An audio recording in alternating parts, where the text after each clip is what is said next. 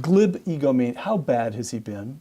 Where does Barack Obama rank in your mind, you who know so much history, among the worst American presidents? He has displaced Jimmy Carter from that position. The worst. The worst. Worse than James Buchanan. Yes. Worse than Richard Nixon. Yes. All right.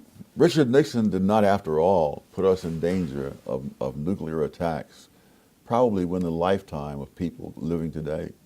The Iran deal will do that. Yes. All right. We're committed to stopping the Israelis from stopping the Iranians from getting a nuclear weapon. That's part of the deal.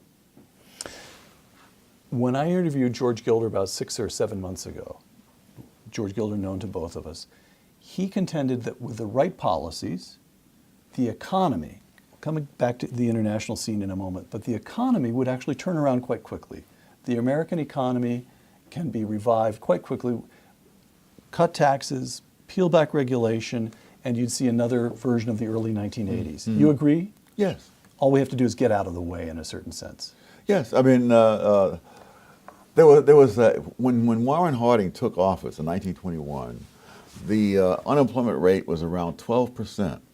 Warren Harding did absolutely nothing.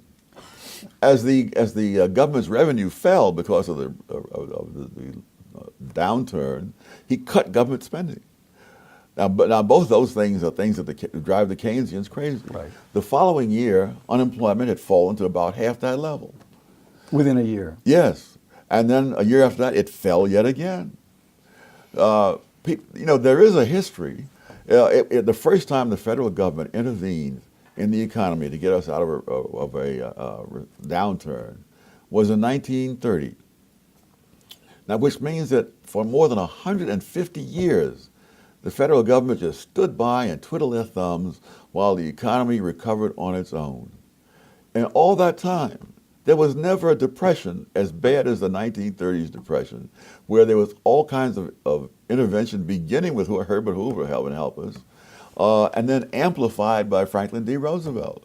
So in terms of you looking at what happened as a matter of fact, again, there was no Federal Reserve prior to 1914. The Federal Reserve was created in order to, one, cut back on bank failures, reduce inflation, and prevent deflation. All of those things reached historic highs never seen before under the Federal Reserve. So the idea was wonderful. It's only the reality that didn't cooperate. How quickly does the international damage done by your favorite Barack Obama, how quickly could that be recouped? How quickly could the United States and the world recover? That's a tough one, because whoever comes in there, he's got to face the damage that has been done and the further damage that has already been set in motion. And one of the reasons we won the Gulf War with far fewer casualties than anyone ever expected, the first Gulf War. First War, right. Is that Ronald Reagan bequeathed to George Bush 41 a huge military establishment so that you could send all this stuff in there and just wipe out the opposing army.